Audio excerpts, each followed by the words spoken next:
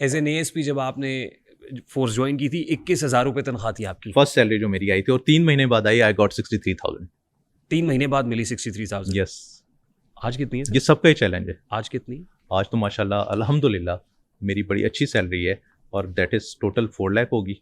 Home taken जो होगी 290 तक होगी after deduction of taxes. We are also taxpayers. आपकी तनख्वाह DIG ऑपरेशन से भी ज्यादा है? DIG ऑपरेशन मेरा बैचमेट है, उसकी भी तनख्वाह इतनी होगी, यकीनन इससे कम नहीं हो सकती। अच्छा, हमें फिर जो बताई होगी वो फिर मेरा ख्याल है कि वो उसके उनके ध्यान में नहीं होगी, बट ये जो है इतनी तनख्वाह। यार आपकी तनख्वाह कितनी है? 1 लाख कुछ हज़ार हमारी है ग्रॉस पे। ठीक है, 1,20,000 है या 18,000। अच्छा, एक और बात जो हमें आवाम आके कहती है ना, वो हमें कहती है जी आप मेरे टैक्सेस से तनख्वाह ले रहे हैं। वी टोटली एग्री, बट मेरी जो 2 महीने की तनख्वाह है दैट गोज इनटू टैक्सेस। ये डायरेक्ट टैक्सेशन की बात करूं, मैं तो इनडायरेक्ट पे गया नहीं। IRS के जो ऑफिसर्स हैं they can deliberate more upon this. ठीक, अगले सवाल पे चलते हैं सर। अस्सलाम वालेकुम वरहमतुल्लाह। मेरा नाम उबैदुर रहमान माविया है। मेरे 2 सवाल हैं आपसे। पहला सवाल तो ये है कि ये जो हमारे ये मीडिया वाले भी हैं, इनसे तो इंशाल्लाह दोबारा मुलाकात होगी, इनसे सवाल बाद में होगा। सर, ये मीडिया वाले माइक लेते हैं, माइक लेके पहुंच जाते हैं किसी भी थाने के अंदर, वो बंदे के ऊपर अभी इल्ज़ाम होता है, इवन इल्ज़ाम भी नहीं होता, वो हो सकता है कि वो मुकदमा झूठा हो, वो झूठी बात हो, ये माइक लेके घुस जाते हैं, माइक उसके मुंह में जो है ना डाल देते हैं। मतलब इतनी जो है ना ये मुझे बुरी हरकत लगती है कि आप एक अच्छे खासे मुअज़्ज़ज़ शहरी को, वो तब तक मुअज़्ज़ज़ है जब तक वो मुजरिम नहीं बन जाता, जब तक उसको कोर्ट जो है ना वो जुर्म की सज़ा नहीं दे देती। उसके मुंह में माइक घुसाते हैं, उससे पूछते हैं कि तुमने ये जुर्म किया, कैसे किया। वो किसी किस्म का भी जुर्म हो सर, उसकी माशरे के अंदर उसकी मुझे इज़्ज़त की परवाह नहीं है। उसकी जो माँ बहन घर में बैठी है, उसका जो बाप बैठा है जिसने सारी उम्र जो है वो किसी के साथ ऊंची आवाज़ में बात नहीं की, हाँ जी करके उसने बात की, सर उसके ऊपर जो होता है, इसके ऊपर जो हमारा फोर्सेस हैं, जो कानून नाफिज करने वाले इदारे हैं, वो क्यों नहीं एक्शन लेते? सर पहला सवाल मेरा आपसे ये है कि मीडिया को क्यों इजाज़त दी जाती है कि वो अपने माइक लेते हैं और इन तरह के, और फिर उनके चेहरे भी नहीं छुपाए जाते? सर एक सवाल है, दूसरा भी कर। अच्छा, पहला सवाल जो आपने, पहला सवाल भी अच्छा है यार। हाँ, पहला भी बहुत अच्छा है, और वो असल में आपको इनको एड्रेस करना चाहिए। हाँ। हमें नहीं। सर, अब आपने, अब मैं वहां आता हूं ना, आपने जो कंक्लूड किया। मैं एक और चीज़ ऐड कर देता हूं। सर मैं ट्रैवलर हूं, जब मेरे बाइक के ऊपर ना अल्हम्दुलिल्लाह कैमरा लगा होता है, जब कैमरे की रेड बत्ती चल रही है ना, पुलिस वाला कहता है कि सर शुक्रिया जाएं आप। वो मेरा कैमरा जब ऑन होता है, मेरा कैमरा नहीं, मैं मीडिया से नहीं, मैं ट्रैवलर हूँ, मैं बाइक ट्रैवलर हूँ। कैमरे पे रेड होता है ऑन यार? सर मैं बाइक ट्रैवलर हूँ, ट्रैवलॉगिंग करते होंगे सर।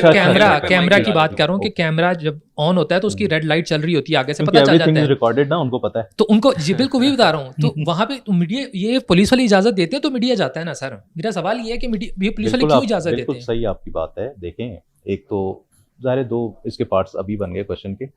माइक के करीब आ जाएगा। थाने के अंदर जाके रिकॉर्डिंग करना, दैट्स नॉट अलाउड। हमारे अपने कैमराज लगे हैं, विजिलेंस कैमराज हमने इतने लगा दिए, not only in Punjab, Sindh में भी लग गए हैं, इवन बलूचिस्तान में, KP में, सब जगह, क्योंकि हमारी कोऑर्डिनेशन होती रहती है, वो लग गए।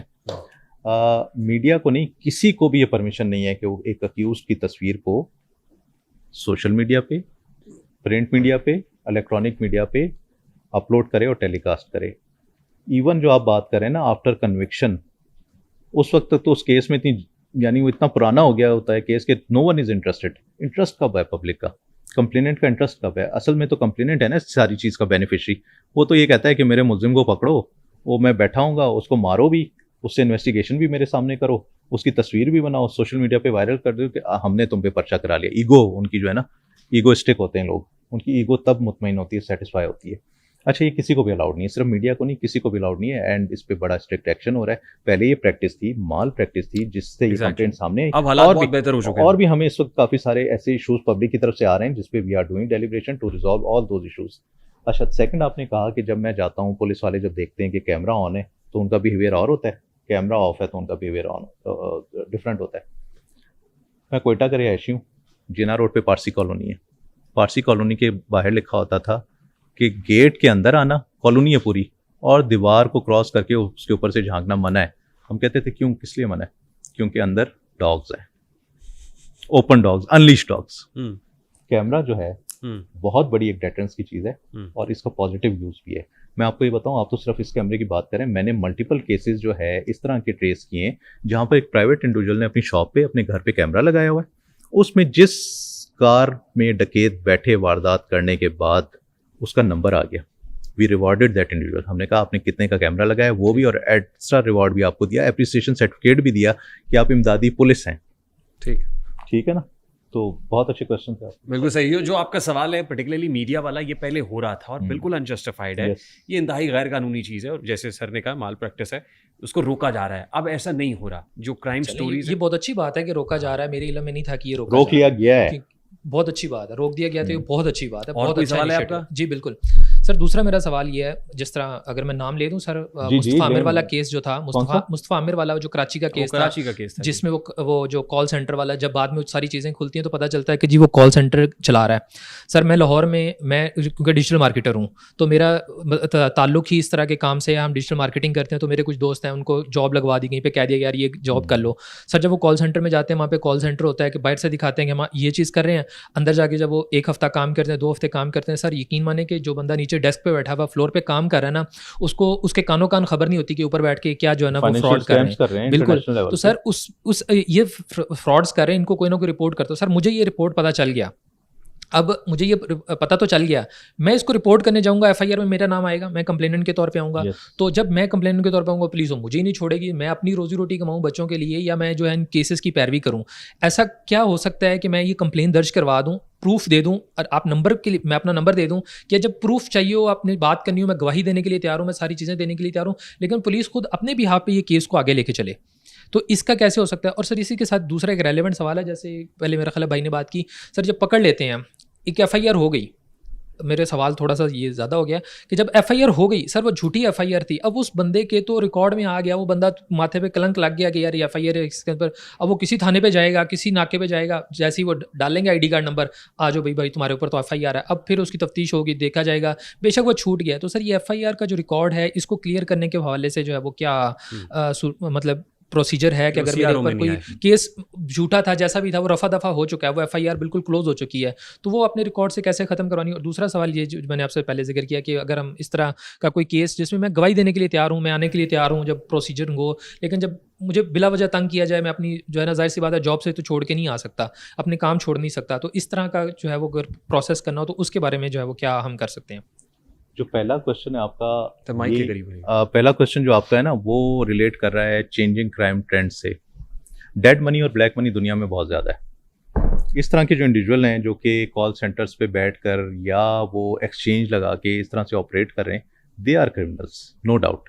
जो आपने बात की कि मैं एज अ पाकिस्तानी, जो कि मैं इन्वॉल्व हूँ, मैंने सर्विस भी करनी है, घर भी जाना है, तो मैं कंप्लेन करा दूंगा तो मैं तो बन जाऊँगा कंप्लेनेंट, और फिर मुझे अपेयर होना होगा पुलिस के पास भी, मुझे जाना होगा कोर्ट में भी एविडेंस रिकॉर्ड कराने के। मुझे कहाँ से पता चला? मैं नहीं आना चाहता सामने। कि बहुत सारे हमारे लोग जो हैं वो इसी तरीके से करते हैं, और ये भी एक अप्रिशिएटेड प्रैक्टिस नहीं है जो हमारा पुलिस का सिस्टम कहता है। बट अगर आपके पास कोई ऐसी एविडेंस आती है, you can write a letter, anonymous letter along with your evidence, और वो आप पोस्ट कर दें।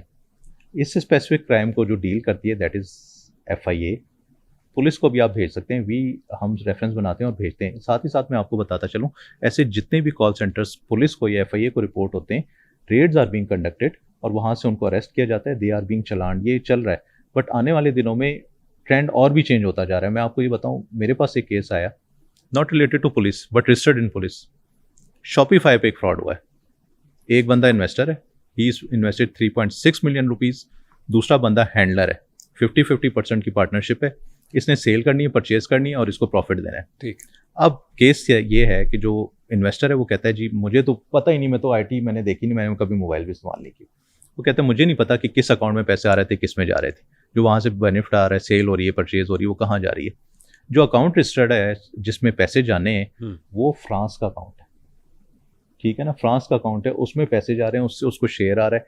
और ये जो इंडिविजुअल था अक्यूज इसमें, वो माल प्रैक्टिस कर रहा है, क्योंकि he knows the if and buts of digitization in Pakistan या ग्लोबल। अब तो ये ग्लोबल है ना, दुनिया ग्लोबल विलेज है, वो इस तरह से करते हैं। दूसरा जो आप चाह रहे थे, आप अपनी कंप्लेन भेज दें, नाम भी ना लिखें, नंबर भी ना लिखें, हमारी जिम्मेदारी है उसको हम इन्वेस्टिगेट करें और रेलिवेंट फोरम पे बताएं।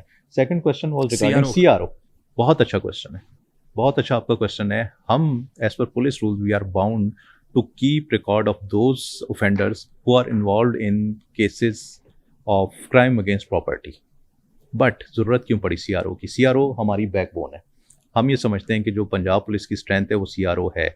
हमारे पास अराउंड 50 लाख इंडिविजुअल्स हैं जिनका रिकॉर्ड है, चाहे वो कंप्लेनेंट हो, वो विटनेस हो, वो अक्यूज हो, हमारे पास वो रिकॉर्ड है। आपने उस स्पेसिफिकली उस बंदे की बात की जिस पे पर्चा हुआ, झूठा पर्चा हुआ, पर्चा खारिज हो गया, बट उसका नाम आ गया रिकॉर्ड में। अब वो रिकॉर्ड उसके लिए किस तरह से खतरनाक है? खतरनाक इसलिए कि उसने कहीं जॉब पे अप्लाई करना है, करेक्टर जी। सर्टिफिकेट चाहिए। करेक्टर सर्टिफिकेट वो जब लेके जाएगा तो उस कंपनी ने कहना है यार आप पे तो ये FIR हुई थी, ठीक है, चाहे झूठी हो। इधर खराबी कहाँ है? यहाँ खराबी है हमारी सोसाइटी में। ये पुलिस डिपार्टमेंट की वो नहीं, पुलिस डिपार्टमेंट ने सिर्फ उसको करना है। और अब तो बड़ी क्लियर डायरेक्शन आ गई हमें लाहौर हाई कोर्ट से कि एनी पर्सन जो कि who is declared innocent in during the course of investigation, या जिसकी FIR कैंसिल हो जाती है एग्रीड बाय द कोर्ट, उसके रिकॉर्ड में अगर आप मेंशन भी करते हैं तो नीचे लिखेंगे कि there is nothing adverse against him. तो अब ये हमारी अपनी कैपेसिटी है कि हम उस चीज़ को कितना जज करते नहीं, हैं। लेकिन उसको बिल्कुल अगर क्लियर करना है, वो कहते हैं बिल्कुल क्लियर करना है, CRO इस में ना आए पे वो। यस, इस पे वर्किंग हो रही है। मैंने आपको बताया था जैसे ट्रेंड चेंज हो रहे हैं तो हमें पब्लिक कंप्लेंट्स आती हैं। इस वक्त सबसे ज़्यादा कंप्लेंट ये आती है जो इन्होंने बात की कि पर्चा खारिज हो गया। तो हम ये चाहते हैं कि इसका फाइनल यही हो कि वो रिकॉर्ड उसमें नज़र ना आए, जी। But we have to devise and strategy, ठीक है, कि वो किस तरह से होगा और फिर हम क्लियर करेंगे। अच्छा, जो क्राइम अगेंस्ट प्रॉपर्टी वाले हैं उनका ये कभी क्लियर नहीं होगा, जो हीनियस ऑफेंसेस में वो कभी क्लियर नहीं होगा। एक और मैं आपके केस स्टडी रखता हूँ सामने। बेशक वो झूठा है, यानी FIR झूठी है, फिर भी क्लियर नहीं होगा। जो क्राइम अगेंस्ट प्रॉपर्टी है ना, उसमें तो आपने रिकॉर्ड रखना ही रखना है, लेकिन आप आगे लिख देंगे कि ये FIR खारिज हुई थी। अच्छा, अब मैं आपको एक केस स्टडी रखता हूँ। काइट फ्लाइंग होती है, डोर, पतंग कट जाती है, जी, डोर चलती है, पतंग साथ लेके जाती है, गले पे फिर जाती है। ये मर्डर है या डेथ है? वन व्हीलिंग करते हैं लड़के, वन व्हीलिंग करते हैं, gang of one wheelers on mall road. आपको नज़र आता है, आप सामने से गुजर रहे होते हैं, आप कहते हैं यार मैं तो ज़रा क्रॉस कर रहा था, वो आपको हिट कर देते हैं। Murder accident? नहीं, आप देखें ना, तो फिर पुलिस ऑफिसर ने ये चीज़ डिसाइड करनी होती है। कानून हमें ये कहता है दैट इज 322, ठीक है, अटेम्प्टेड। कत्ले खता, गलती से हो गया, लेकिन जिसके घर का बच्चा गया उसको कौन जवाब देगा? बिल्कुल सही।